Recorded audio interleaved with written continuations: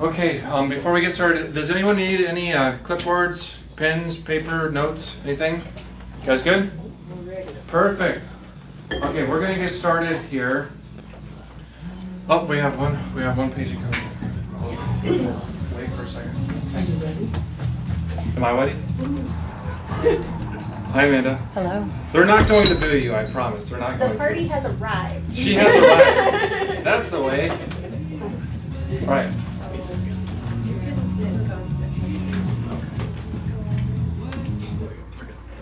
Perfect. Amanda, do you need notes or anything? Good. Okay. Well, I'm really excited to do this workshop. I think over the past 3 years, this may be our most anticipated signed up workshop. So what it tells me is that a lot of our patients have gut issues. Would I agree? So I'm curious. Before we get started, what are you guys interested in learning about tonight? Does anyone have any specific topics that they would like to learn more about the gut? Or yes, Joanne. How do you get rid of this? Menopausal belly fat. Postmenopausal belly fat. Got it. There will be. That is a great question. There's going to be definitely some lifestyle habits that, if you can implement, that can be addressed. That was a great question. Postmenopausal belly fat. Anyone else? I'm sure there's other questions. Guys, feel free to raise your hand during the workshop. If you have a question, I'm sure someone else has some as well. So just to lay things out for you guys, tonight we're going to be talking about some different stats, facts, interesting facts about your gut. We're going to dive into the anatomy of the gut, as well as some different causes of gut issues, and then give you guys some steps that you can actually incorporate into your lifestyle. So who here has been to a wellness workshop? I think everyone in here has been to one, right? Okay, so you guys have heard us talk about this illness-wellness continuum, and I always love bringing it up because for this topic specifically, when I speak with patients, sometimes people will say, well, Doc, if I do something in moderation, then it's fine, right? Moderation, right? Now, I don't know who in here goes to church, but my pastor likes to say, guys, like sin is sin. If you fall below the bar, it's still sin, right? So when we think about this illness-wellness continuum, our health, we're either going into one direction or the other. Everything that we do, we're either going towards high-level wellness and function, or we're going towards sickness and premature, unfortunate death. Here's where a lot of people sit when it comes to their health. They don't really have symptoms. Their nutrition is okay. They don't really exercise, and their health is kind of just meh. M-E-H ... It's just meh, right? So every time that we do that late night snacking or we have that glass of alcohol, which way are we going to go? Left, right? The whole concept of moderation, yes, the moderation in the moment, it's not going to kill you immediately, but in the long term, this is how we get these chronic health conditions, right? So the first thing towards reaching this is you have to first recognize signs. Signs are things that we cannot feel. Over time, when we cannot recognize signs that our body is trying to speak to us, those signs turn into symptoms, and then we mask symptoms with certain drugs or so forth. That's when we get disability. So we have to first recognize signs. When we finally become aware, then we educate ourselves like we're doing tonight. And then the most important thing, guys, tonight, I could say the best scientific literature and give you guys the best tips, but at the end of the day, if you don't take action, what's the point, right? So we have to take action. Okay, so in order to take action, some of the things that we need to get away from are some of what I call limiting beliefs. So limiting beliefs are maybe my health is just too far gone, and what's the point of doing any changes in the first place? Or maybe I don't have enough money to do this. I'm not going to buy or do what he says, or I don't have enough time, or right? We can all think of these limiting beliefs and maybe write out some of your own limiting beliefs. What are some of the limiting beliefs that are keeping you from reaching your goals? And ultimately, when it comes to these limiting beliefs, it ultimately determines what you value the most. Okay, this is literally real time. This is a real example for you. So I just had a patient who I had to have a consultation with him today that he needed to potentially discontinue from care because of financial reasons.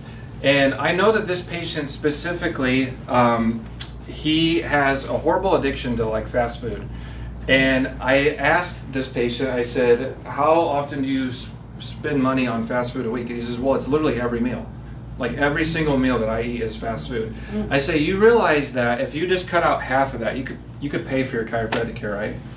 And he's like, you know what? You're right. I was like, ultimately it comes down to what you guys value, right? What do you value? So just to set your guys' expectations, when we think about gut healing, it can take several months, it can take several years to get you back to baseline, similar with chiropractic care. And with that, similar to chiropractic care, when we leave these chronic problems unaddressed, it can get to a point where it's not reversible. And for some people, you may have limiting belief that, you know what, it's not reversible, but just like with chiropractic care, there are patients who we see who have horrible levels of degeneration in their spine, and I would rather sign up for at least making sure that things don't get any worse than what they are right now, right? So there's definitely things that we can still do to make sure that things don't get worse and we can at least maintain what we have. And when it comes to gut healing specifically, we could talk for hours on gut healing, and this is a very tricky subject, and my goal in this next hour is I've tried to put as much information but make it as applicable as possible for you guys, but you cannot approach this topic with a half foot in type of mentality, right? And I'll explain in a little bit. So my favorite quote, Yoda, there is only do, there is no try, do or do not, right? You gotta do. Okay, so here's some interesting facts for you. The gut is also known as the second brain. It has 100 million neurons, which is more than your spinal cord. You guys know that? Gut has more neurons than your spinal cord. Okay, 70% of your immune system exists in your gut.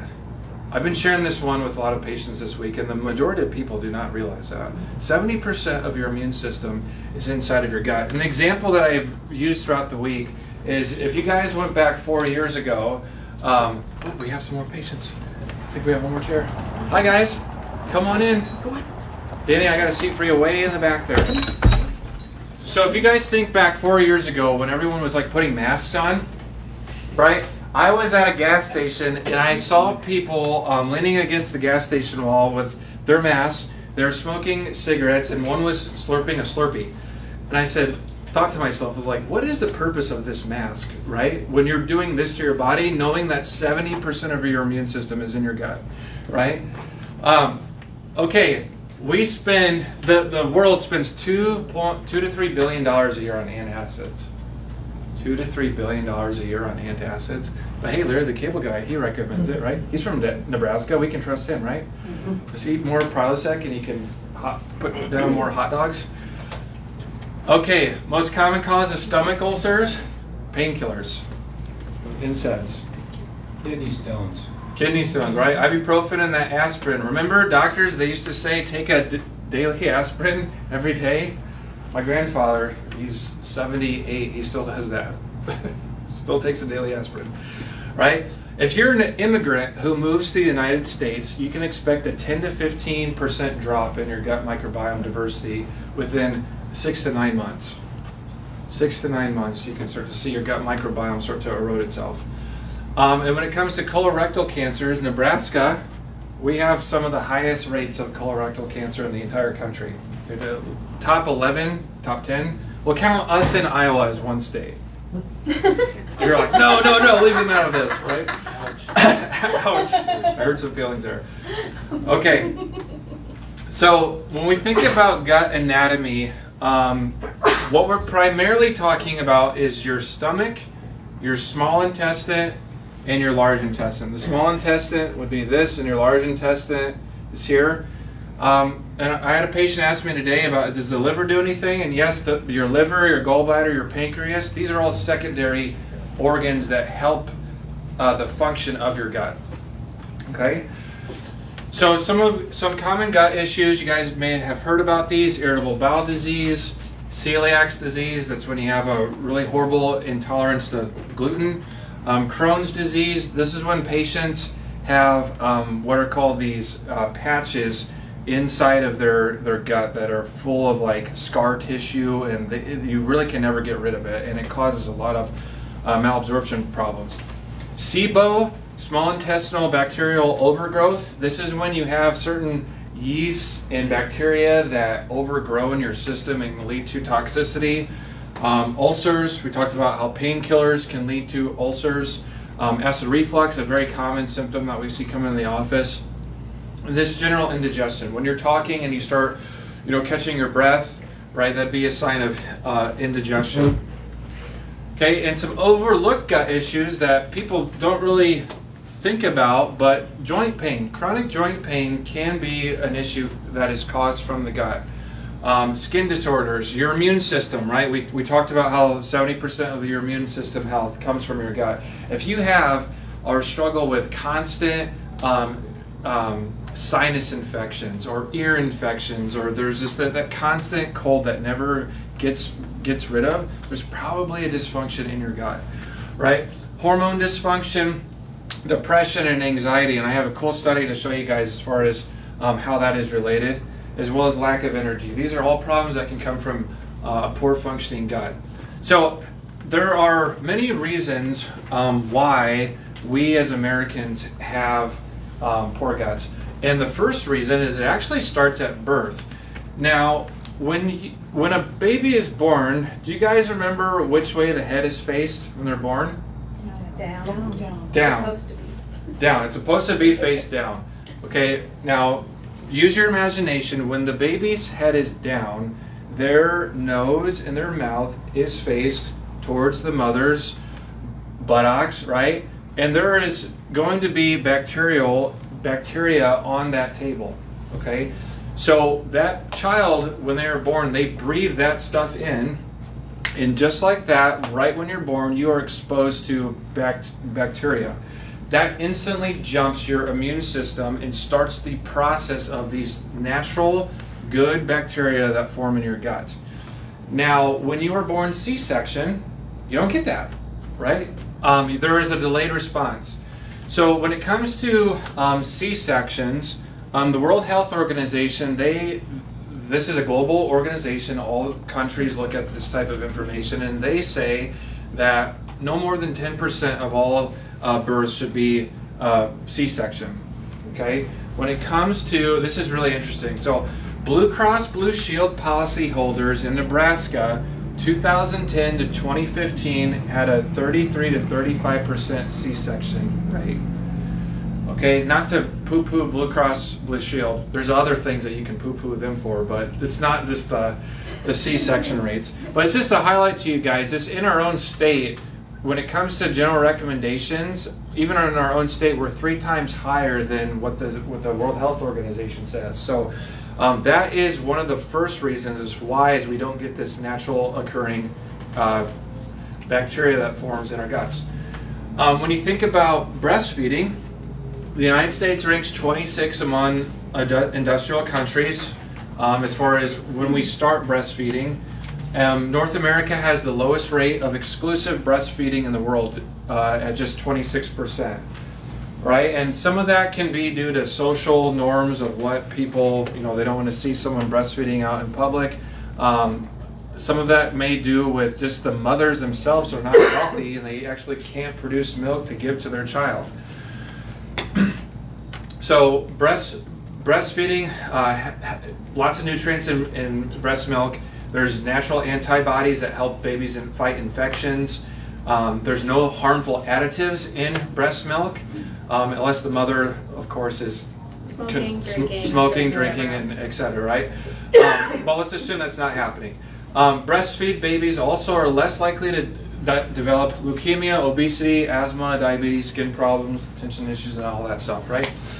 So we also have to factor in the overuse of antibiotics. So the average 18-year-old in the United States, by the time that they have reached 18 years old, they have had 15 to 20 rounds of antibiotics.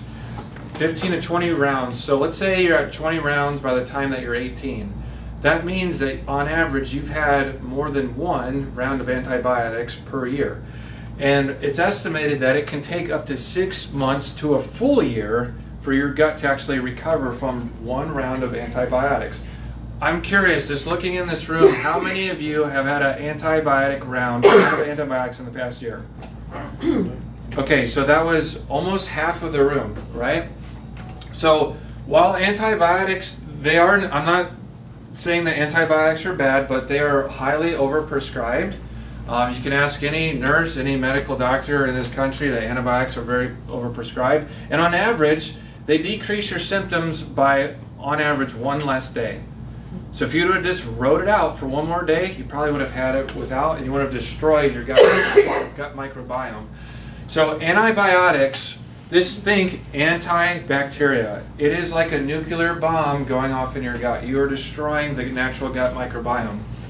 Repeated use kills the naturally occurring bacteria that form in the gut. So when we think about children, if little Johnny or little Susie are constantly having ear infections, and we keep nuking them with antibiotics, and they're having multiples in the same years, their guts never heal and actually get the bacteria that they need to actually thrive, and that child over time becomes a sick adult. Then we also have to factor in just the lifestyle. Certain medications that we're on ruin our gut.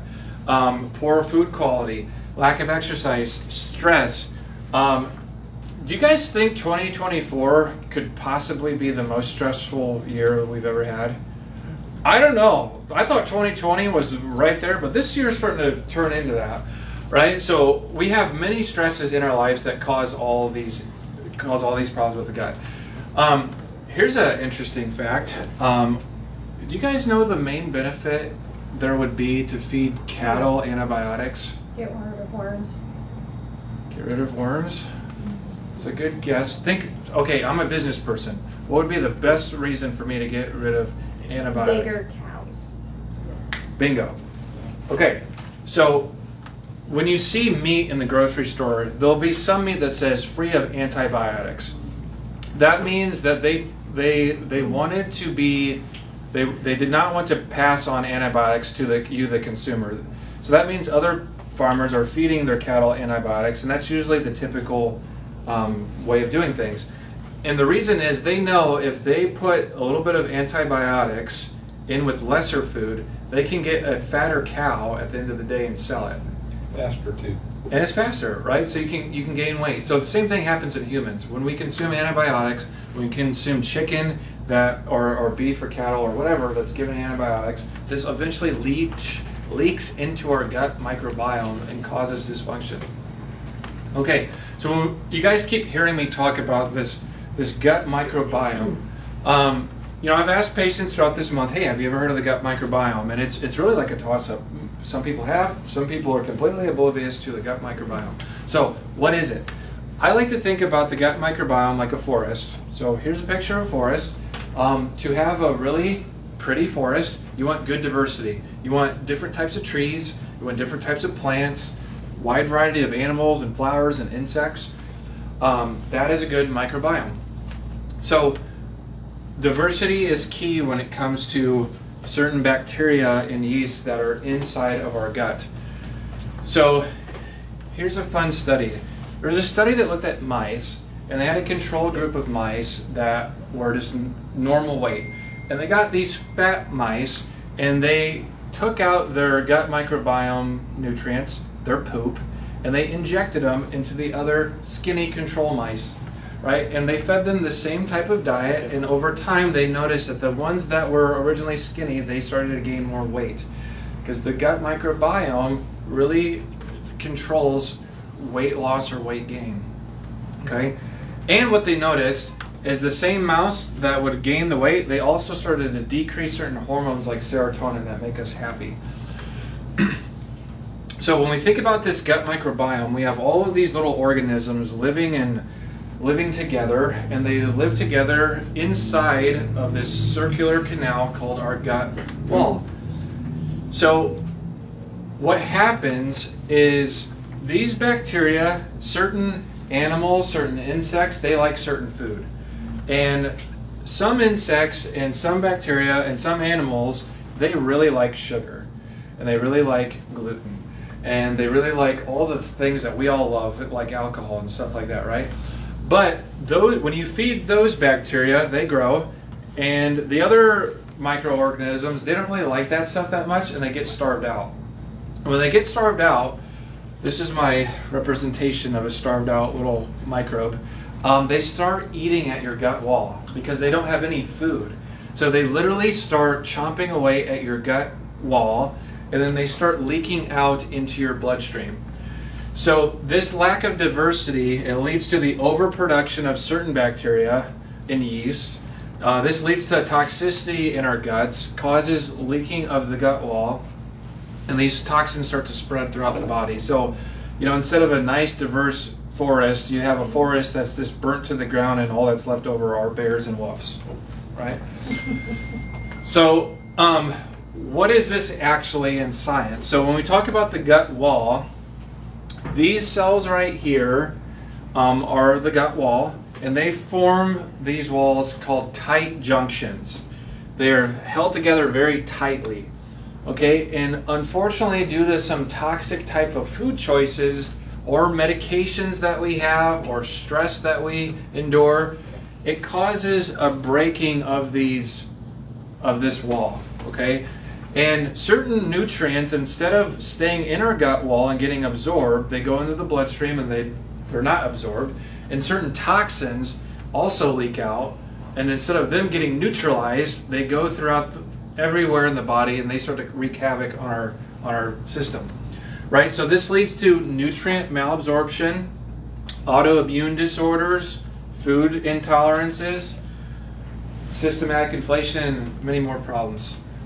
Okay, so here's the top 5 reasons that you may have a leaky gut. These are in no particular order, but these are the top 5 reasons that I found. Number 1 is a vitamin C deficiency. You guys ever heard of scurvy? Mm-hmm. Scurvy, right? Okay, scurvy, you start bleeding at your gums, right? It's because pirates back in the day, they didn't have good food supply and they didn't have vitamin C. What vitamin C does, vitamin C, you guys have all heard of collagen? Collagen. If we consume collagen, we'll have good skin, good hair, good nails. So these tight junctions in our gut wall, we need collagen to build these walls. And vitamin C, think of the collagen as the bricks, and vitamin C is the mud. You slap the mud on the brick and you build the wall, right? So vitamin C binds collagen. Okay, what type of food has the most vitamin C per serving? Any guesses? It's a green leafy vegetable. I heard green leafy vegetables. Orange, I heard citrus. orange. I heard citrus. Watermelon, cucumber, kale. Green leafy vegetables. Green leafy vegetables have the most vitamin C per serving. Aside from that, even though cauliflower isn't green, it actually has more vitamin C per cup than oranges. Cauliflower, right? So green vegetables. Now, if you just heard that and you said, okay, I got to take more vitamin C, I'm going to go to Walgreens and get myself some vitamin C pills. Wrong. Okay, the majority of vitamin C on the market, guys, is through this synthetic form called ascorbic acid. If you go in your pantry or you go in your medicine cabinet and look at your vitamin C and you see ascorbic acid, that is a synthetic form of vitamin C. Your body does not fully absorb that. Okay, it's cheap to make. That's why 95% of the market sells it. Make sense? Okay. Okay. Number 2 is gluten. Gluten.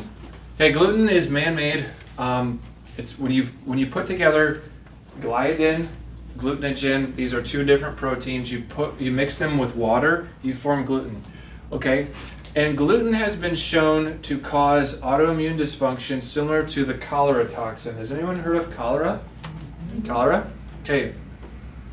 So, in Africa, when people do not have good water supply and they're drinking from rivers that are littered with garbage, there's a cholera toxin in that water.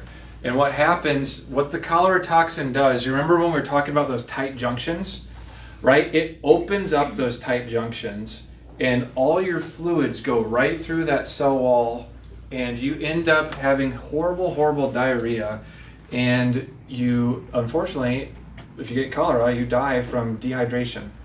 Okay, so someone who has celiac disease, typically, you know, when they start eating gluten, they have horrible bowel issues, right? So it's been shown that gluten has a 10% effective rate of cholera toxin on your cell walls. So just, yes. Okay, now I'm confused because weren't we doing the best gut things? The worst. We're doing worse. Yeah, the worst. Okay. Right, so gluten has a similar effect to your gut lining like cholera, about 10%. So just think about that. Just think about you're drinking 10% of that water, right? That's what gluten's doing to your gut. Okay, third top reason of leaky gut syndrome, ultra pasteurized milk products. Okay, question. I just needed another piece of paper. Oh, you're writing some notes there, Joanne. Perfect. Sorry. You got it. Okay, ultra pasteurized milk products. So, when you pasteurize milk, you are heating milk proteins. This kills off certain bacteria. It strips the natural ingredients from milk, and this denatures the protein properties. Okay, so when you have denatured proteins, what denatured means is you have a normal protein, you heat it up to a certain point, and it doesn't look or function like it originally would, right? And when it doesn't function or look like it originally would, your gut has a hard time breaking it down. So some people have a lactose intolerance. When they eat any type of milk, they just have horrible gut issues. And you may think to yourself, you know what, I drink milk, I eat cheese, I don't feel bad at all. Okay, you may not recognize the immediate symptom, but this leads to constipation, irregular bowel movements, skin issues, fatigue, and so forth. And one of the things that happens, the reason why we have so much trouble with this is when we are infants, we breastfeed, right? So when we're breastfed, as a baby, our body creates this particular enzyme called lactase, and it breaks up lactose. And when we turn into adolescents and adults, we no longer produce lactase because we don't need our mother to feed anymore, right? That's why it's so troubling to break down pasteurized milk, because when you denature the proteins, you're stripping the natural bacteria away that could help you absorb it. Okay, number 4 is hydrogenated seed oils. This is becoming very popular. Hydrogenated seed oils, highly inflammatory. They lead to what's called oxidative stress. Oxidative stress that causes less oxygen in your tissues.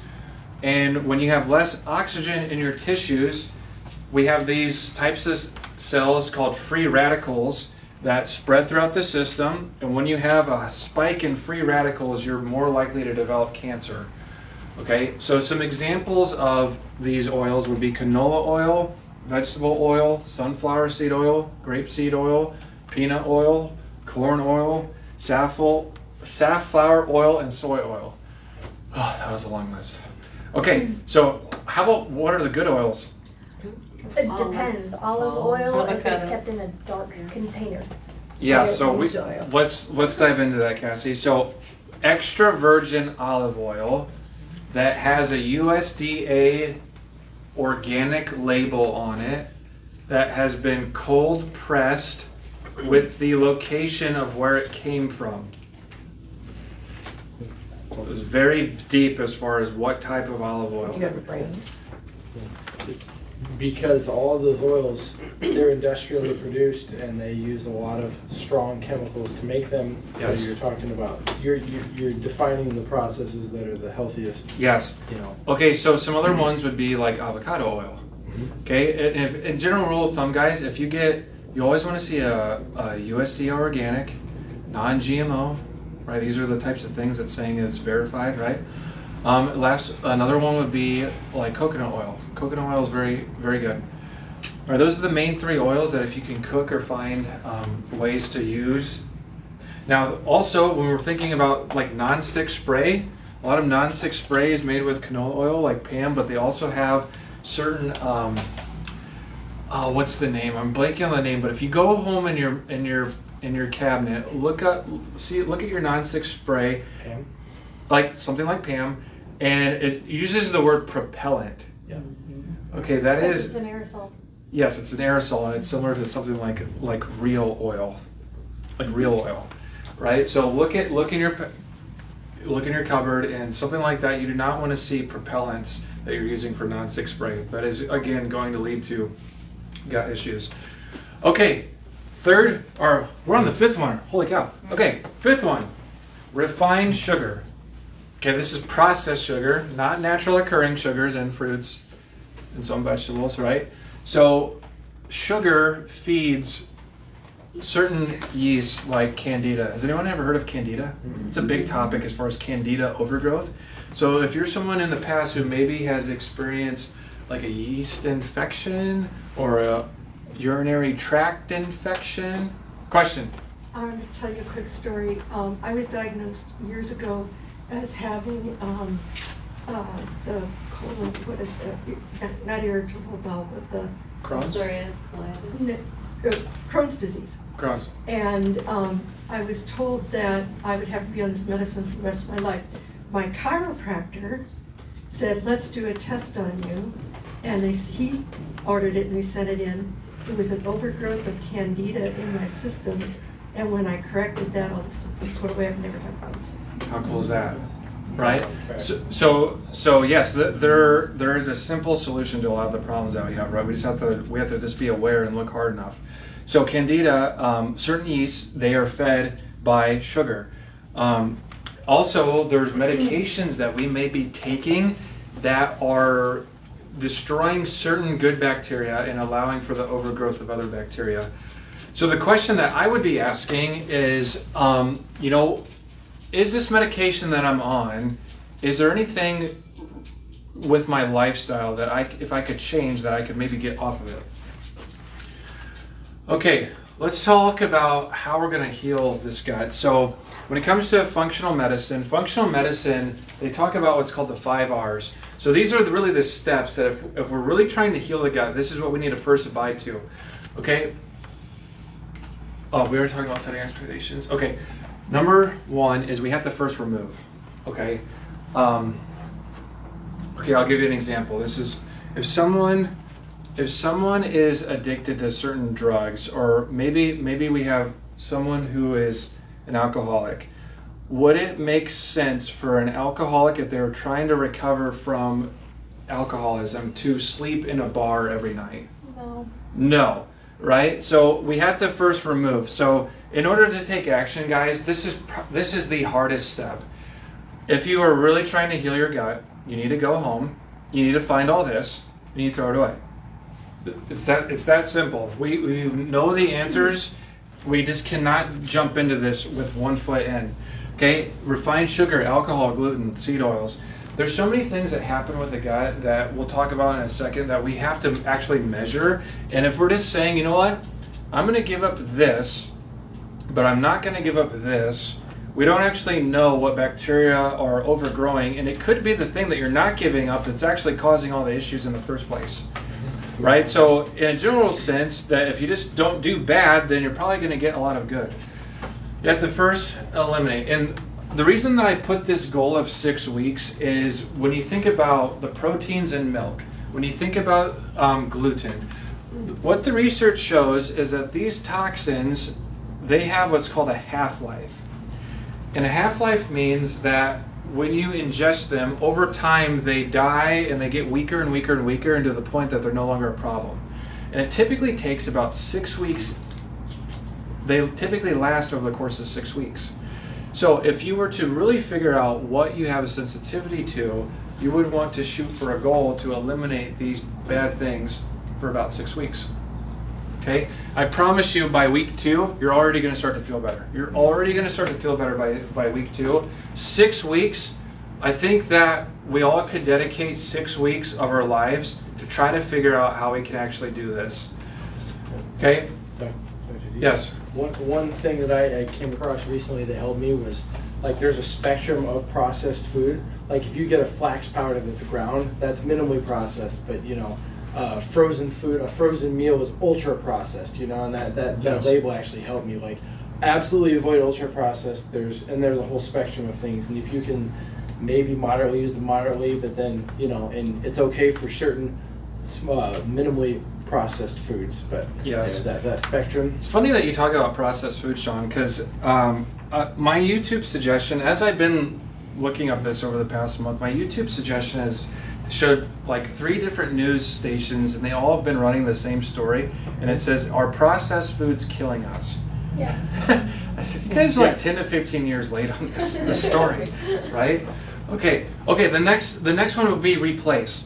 So when we have these types of toxins in our bodies and we're having this leaking of the guts, there's certain things that we're losing out on, and one of the most common things is hydrochloric acid. Okay, this comes from your stomach, and when people have things like acid reflux, it seems kind of against what you would think, but a lot of us have a lack of acid that we actually produce. So some things that you can do, like every morning, if you start up your daily routine, before you eat or drink anything, coffee or breakfast, wake up, 8 ounces of water, put a half lemon in it. Okay, if you have some, just a lemon, cut the half lemon. Try to stay away from the stuff in the green bottle that's, again, ultra pasteurized and denatured and all that stuff. Okay, apple cider vinegar works very well with that as well. Some people can't do the vinegar stuff, I get it. If you are in this room or you are watching online, something like bile salts can really help as far as getting your body to emulsify certain fats. Patients who have had their gallbladder removed, they can no longer appropriately store bile, and bile salts are what help us emulsify a lot of the food that we eat. And I also like to think of healthier alternatives. I know that we all can't be perfect, but if there's something that you really disenjoy, think of, is there anything that I could do that would be slightly better with this? And I'll give you some ideas here in a second. Okay, third, we have to re-inoculate, which means reintroduce the good bacteria into our bodies. So we do this through supplements like probiotics, and we also do this through fermented foods. Now the fermented foods, those are always going to be better than taking a pill through probiotics. Any type of supplement or nutrient that you get, if you eat the whole raw form of it, you're going to absorb it way better.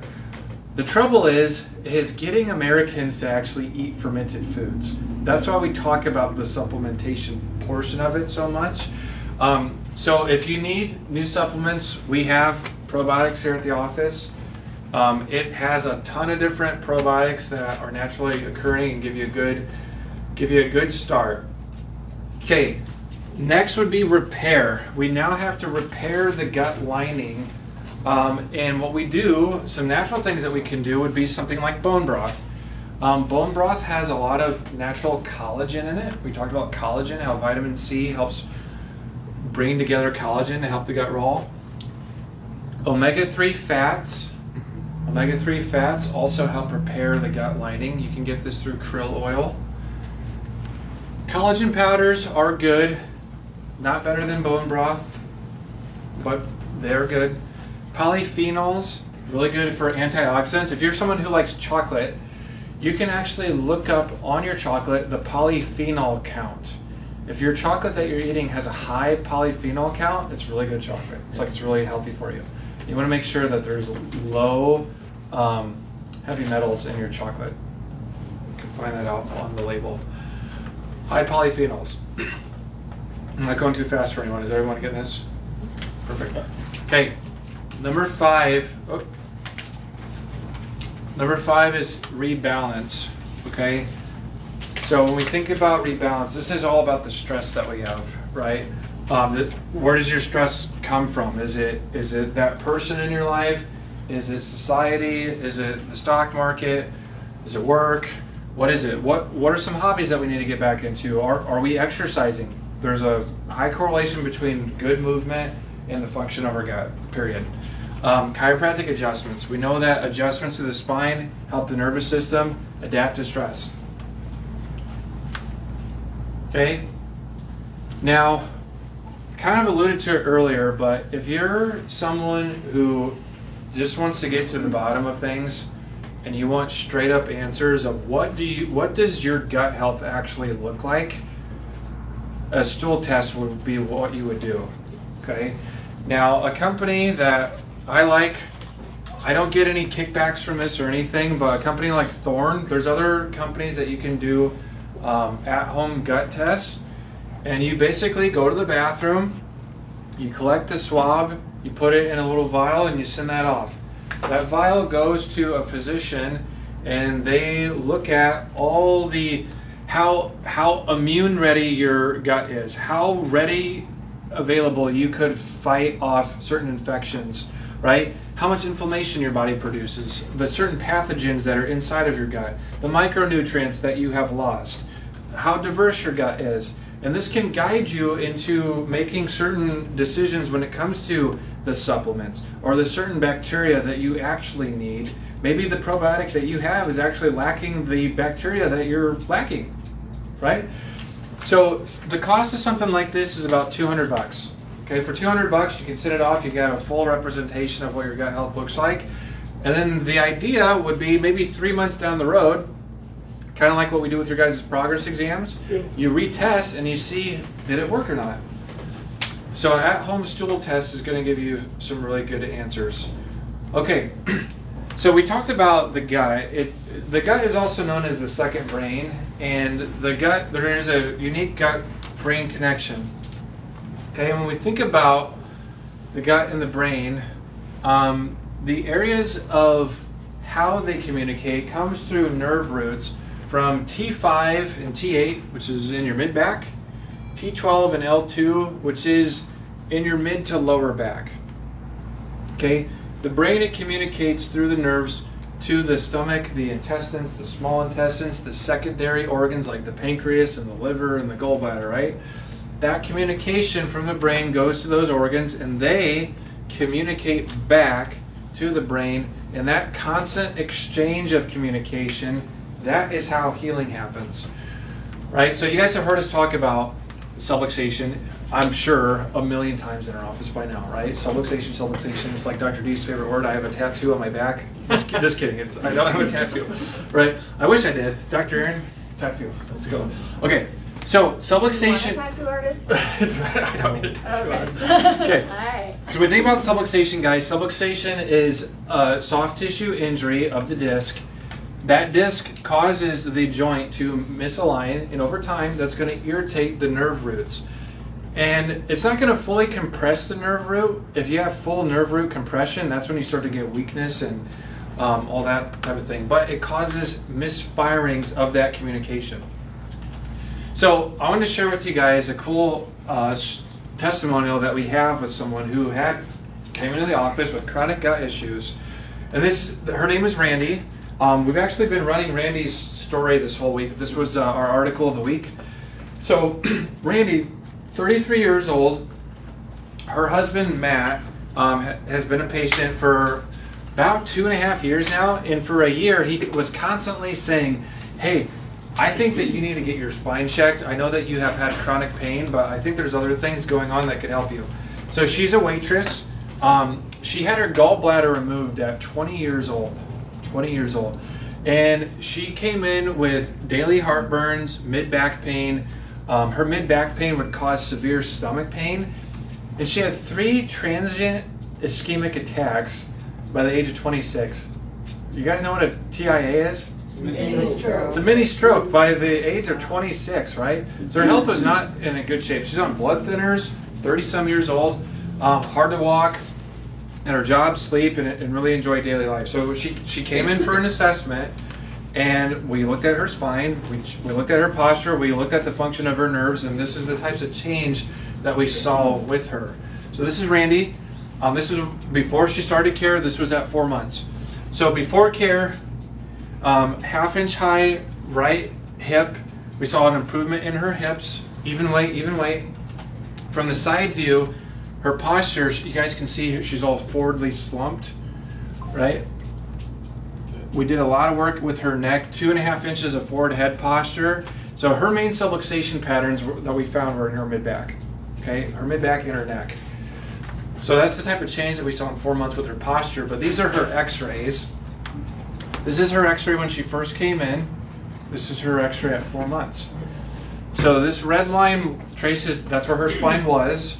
You can see that she's leaning, and we want to see your spine straight up and down, and those two lines, they should be overlapping each other. Can you guys see the difference? That's a huge change in just 4 months, right? We also saw these types of changes in 4 months with her inflammation scans. So over on the left is when she first came in. Look at this moderate inflammation here in her mid-back. See how it changed? Right, so even the severe inflammation in her neck, that dissipated as well. This is all coming from subluxation. Now, again, she's still a waitress. She's walking like this all day. She has her gallbladder removed. She's been taking bile salts, which helps her digestion. She no longer has pain in her back that's coming around to her abdominal and her stomach.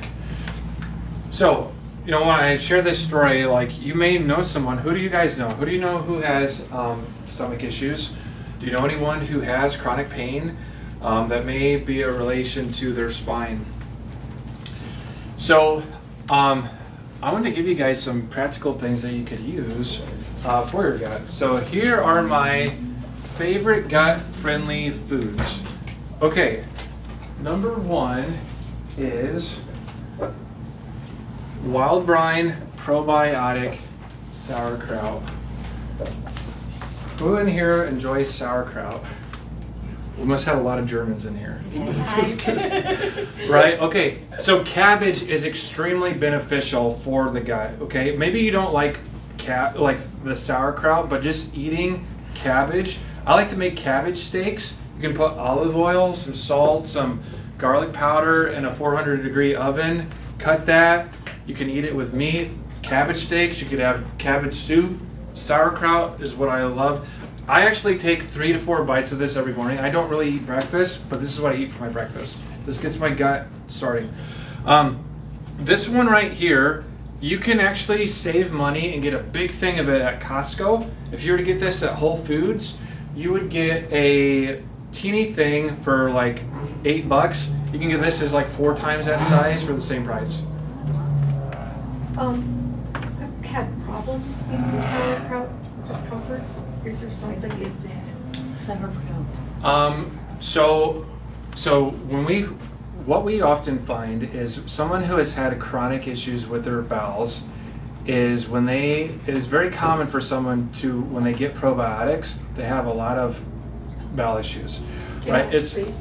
Yes, right. So we're reintroducing things that have not been in there for a while, right? And it's a common thing. It's just something that over time your gut will be getting used to. So I would go slow with it. Don't eat gobs of it, but I would say maybe if you have had trouble, maybe 1, maybe 2 forkfuls when you wake up. Okay, who's our winner? Joanne, you just won yourself some sauerkraut. Oh, I did? Yes, Oh you my did. gosh. How did I do that? By showing up to the workshop. Oh, thank you. I love sauerkraut. So Oh you're my saying gosh. that by introducing it and continuing with it, your body will grow accustomed to it? Yes, Okay. that's what I'm saying. Good. Okay, now another one. Again, I know that we are not all perfect, and I know who I'm speaking to, so I want to give you guys things that you can start making better decisions with maybe some familiar products, okay? So Bob's Red Mill baking flour. This is a gluten-free baking flour that you can use if you use flour through any type of cooking, or if you want to make baked goods. This is a gluten-free, non-GMO baking flour, and they also have pancake mix, gluten-free. I have this at my home. I'm not, I mean, fully transparent. It tastes so good. It tastes just like Mom used to make, right? Okay, so that's something that you guys can put in the grocery store. Okay, another one is ghee. Anyone cook or eat ghee? What? What? Ghee. Okay. What is it? Okay, so ghee is clarified butter. Now, it is pasteurized. However, what they do is they take off the milk solids and the milk fats that are denatured, and it is lactose free, right? If you add a little bit of salt, it can remind you of some salty butter, but it is butter. It's not like a fake butter. Clarified butter. So this is my favorite. You can get this from Whole Foods, non-GMO, Whole30 approved, paleo friendly, keto certified from grass-fed cows. Who's our winner for this one? Stacy. Stacy. What does it mean by Pass that back clarified? Do you use it, Can you pass that back to yeah, Stacy for me? do you use it the same way as you would butter? Yes, you can put it on toast. You can put it in certain ingredients that are dishes that you like to make. I'm trying to think of what I just made. I made mashed cauliflower the other day. I had cauliflower mash. Instead of butter, I put ghee in it and put a bunch of salt and pepper and mixed it all up. And I had cauliflower mash, big pile of cauliflower mash with a big old ribeye. That's all I had. It's pretty good. All right, another one. Okay, if you're someone who likes brownies, okay? Cookies are so good. Yes. Now again, this is not health food, so don't just be eating this for breakfast. But Simple Mills is really good product. They use whole ingredients, right? Almond flour, organic coconut sugar, Dutch cacao powder, arrowroot, sea salt, baking soda. These are things that we can read and understand, right? These don't sound like science experiments, right? And it's gluten-free. So if you like brownies or cookies or you want to make banana bread, they have easy things that you can make like that. You can get them from, I think Hy-Vee carries this type of stuff, Whole Foods, so forth. Okay, my next one, raw cheese. You want to eat raw cheese? Okay, so in certain states, it's illegal to sell raw milk. So this would be unpasteurized milk. Now in Nebraska, you can buy raw milk, but it has to be at the farm. Okay, there's actually a farm south of here called Manly View Farms that if you want to experiment with raw milk, it's about 20 minutes south of Billion. You can go there and buy raw milk. However, raw cheese you can buy in grocery stores. So you can get raw cheese at Costco, you can get it at Whole Foods, and raw cheese is not pasteurized. It's going to have those healthy gut bacteria that we like. And the same thing, you got to start slow with this, guys. Don't go to Whole Foods and buy a huge block of cheddar and make mac and cheese and just go to town on it, right? You got to start slow with this type of stuff. Okay, who's winning that? Julie. Julie. Yay. Here's your raw cheese. Thank you. What was the name of that farm again? Manly View Farms. Thank you. And I think it's Got Milk USA or gotmilk.com. There's a directory that you can see the different farms that sell raw milk and cheeses and butter and all that stuff. Can you get this somewhere else because I don't go to Costco? Will go. That I don't know. That's just where I go, right? So you may have to do some research with that. Okay, the next one is kombucha. Who in here has had kombucha? Yep. Okay, so we got 3 people.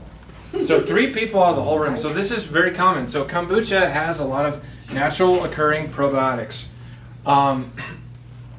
Kombucha is a fermented tea, and if you're someone who likes soda, do not think if you get kombucha that you're about to replace it with soda, right? It is a fermented tea. It has a slight vinegary taste. I love kombucha, and I actually brought some here because I knew most people probably did not have ever tasted it. Would you guys like to try some kombucha? I have a question. Yes. I drank kombucha. I tried to read up on it, and I drank Yep. a natural kombucha. It was just like that, unpasteurized, and it didn't have any sugar. And I got sick as a dog for like an allergic reaction, asthma. Why, I don't know why that would happen, but I did drink the whole thing, and maybe I should not have. Yeah, so when it comes to kombucha, guys, Do you know what flavor this is? so this one is a lemon berry by GTS. No, I'll just take my. So when it comes to this, guys, this is like an oversized bottle. They usually sell them in something like half or a third of this size. Yep.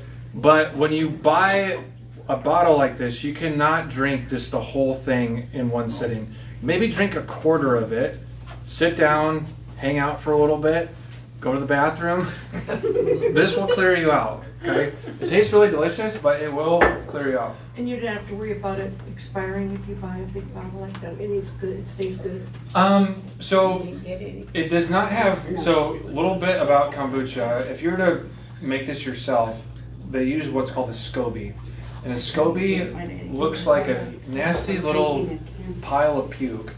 And you put it in this, and what it is this bacteria. It's called the mother, right? Okay. And this is when you add, if you add sugar to it, it ferments everything in there and creates the probiotics. So in that case, you could leave it sit, and as long as the mother is in there, it's not going to go bad. This, it's going to lose its fizz after maybe 4 or 5 days. Okay. So after 4 or 5 days, you could be done with it and rebuy it. What do you guys think for first time kombucha? I like it. You like it? It's good. At Sam's, they have a 6-pack for like $14.95 or something. Yeah. Something like that, but it's way cheaper because it's like $3.65 or $3.75 at the grocery store. A bottle. Yes. A bottle. Yes. So this one is probably the most well recognized brand, and for it, it does say unpasteurized. So you want to make sure that you're getting the kombucha that's unpasteurized. You got to read the label on that. So what is the sugar content? I mean, that says less than 5. So Much. this sugar content is less than 3 grams per serving. What's a serving? Uh, 8 ounces. so this bottle itself has 3 servings. Okay. There's 3 servings in this whole bottle. Okay. When it comes to something like sugar, I didn't put this on here. Oh, it says less than 5 grams sugar. I did put it on there. Okay. So when you're looking at packaged food items and stuff like that, if you're really trying to cut down your sugar intake, a general rule of thumb is you want to have less than 5 grams per serving. Okay? Even kids like it. They're coming for round 2. I have a question on that, less than 5 grams. Is that per day for the whole day, or is that just of a product? Good question. So when it comes to added sugar, the recommendation is no added sugar. Okay. That's the recommendation. When it comes to added sugar, there is no daily limit because the recommendation is to not have it. If that makes any sense. But you want to try to shoot for under 5 grams. So, hey, quick question. So how much of that should you drink a day? She gets the bottles that are like this tall, like that big around. They're just the regular bottles. A whole bottle? In a day, you could drink. It depends. Or just a cup like that in the morning? So it depends, Michael. If it depends on what is the state of your gut, can you handle that, right? As well as what is the, you're factoring costs and all that, but you're also factoring in what are the other things that I'm doing that is either beneficial to this, or maybe the things that I'm doing that's not beneficial to the kombucha, right? Are you eating things that completely wipes out the benefit of this in the first place? Could we maybe drink a kombucha a day, but we also have our supplement in case we can't get this every single day? Or we put a little bit of sauerkraut or kimchi, right? Or we're eating our vegetables all the time. This is just more tools in your toolbox that I wouldn't just say this is the main thing that you want to supplement to give yourself the right gut microbiome. So that would replace a probiotic, or you take it with a probiotic? In conjunction. Would it interfere with it if you take them together?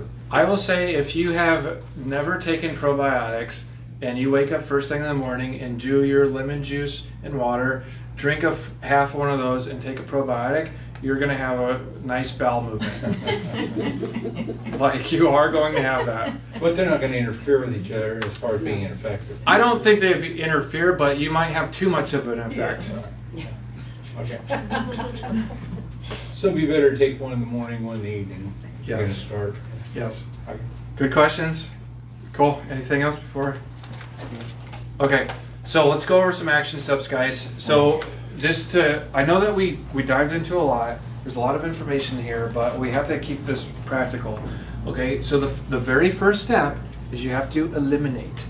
Because it doesn't matter how much probiotics or how much kombucha you start taking if you're on the back end, eating late night sweets and peanut butter and ice cream, right? We have to first eliminate.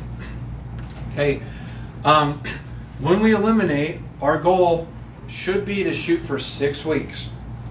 How are we going to plan out 6 weeks? Okay, you're most likely going to get this goal if you write this down, if you have a calendar, and you meal prep, and you change your groceries, and if you have a spouse that is not here, you need to get them on board because they're going to be able to support you in this. Okay, the healthier alternatives. If we're really trying hard, I know there are some days where, you know what, you may just, I want a burrito. I want a burrito, right? But you could get a burrito, you could go and get some siete type tortilla shells that are gluten-free, right? And you have a healthier alternative for that burrito. And you put a little bit of raw cheese on it, right? Some grass-fed beef. Okay, start consuming foods with probiotics. So not just the supplements, but we have to start getting good probiotics. And some of the probiotics, they can come from vegetables. The vegetables are loaded with probiotics. Start taking the big 3 supplements. So you guys hear us talk about this all the time. Vitamin D, omega-3, krill oil. I could go on and on and on. I could use these supplements at basically every workshop for Infinity. They have so many benefits. The krill oil, how it helps repair the gut lining. The probiotics by re-inoculating those good bacteria. Vitamin D with tissue repair and everything else. Okay, we also have to de-stress. You know, what are some stresses in our lives that we need to cope with? Are we getting exercise? I know this is a gut health workshop, but it may not seem obvious that exercise and your gut goes together, but they do. Okay, and like I said, if you're really trying to find answers, you're going to need to get tested. You're going to need to get a stool test. Okay, lastly, get adjusted. Of course, get adjusted. Perfect. Okay. This is a really good workshop. I know there was like a lot of questions, which I really appreciate. Does anyone have any other questions that we didn't get to address? Stacy first. And What about artificial sweeteners? Like, no. Stevia extract's good. Okay. Monk fruit? Monk fruit's good. Xylitol? No. It's fruit derived. Xylitol is not good. You can talk about that. That one, Sean, I do not have a straight answer for you, but it's organic, the least amount of organic cane sugar, that's fine, yep. If you look up xylitol, I recently was reading about it, and you know, it's in a lot of gums and things like that, but it can cause cancer, and it's also in a lot of toothpastes, like so yeah, just read up on it. It does cause cancer. Got it, thank you. Okay. It'll kill your dog. Yes, it will. It will kill your dog. Sean? Anything on prebiotics? I see that on a lot of stuff. Is that something? You see a lot of prebiotics, right? Like, So, yeah. so you can take prebiotics. Prebiotics are what feed the probiotics. Simply put, that's a fancy way of saying eat your fruits and vegetables. And take probiotics. Okay. Yes, That's prebiotics are fruits and It's a vegetables. branding. Yes. Okay. All right. Yep, good question. People fall for it all the time, right? Yeah. For $20 for a bottle of prebiotics, you could have got all your fruits and vegetables. Good question. Any other questions? Okay, Julie first. If you eat daily sauerkraut and like have kombucha every day, do you have to take a probiotic pill? So the reason that we suggest the probiotic is if you do not fully know what your gut health looks like, a probiotic is going to help fill in the gaps. Okay? Just like a multivitamin, it fills in the gaps of what you're deficient in. So it's good to take a multivitamin because you don't really fully know what you're deficient in. So you're just trying to fill the things that you don't know that you maybe have. Cover all your bases. Right? Stacey, you had one? Yeah, I have a triple fiber powder. It's organic, non-GMO that I put in with my protein shake in the morning. Is that okay? I mean, is that beneficial? I can't fully answer that unless I read the ingredients on it. Okay. But it's good to have fiber, right? We all need fiber. Americans lack fiber, that's for sure. I just can't answer that for you specifically because I don't know the ingredients. Good question. Anything else? How about eating eggs? Eggs. It depends who you talk to when it comes to eggs. I eat a lot of eggs. When it comes to eggs, as far as what you can do to get the best type of eggs, pasture-raised eggs are the best.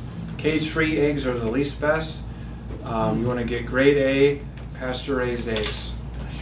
I cook mine in the microwave, beat them up and put them in the microwave, and I don't have any grease or anything with them. Perfect. They turn out real good. I put a little bit of water with them. They turn out real good. Good. Perfect. All right, guys. Well, I hope you enjoyed this workshop. Hopefully you got some gears turning, and have a great weekend. Thank you. Thanks, guys. Thank you. Thank you. Thank you. Thank you.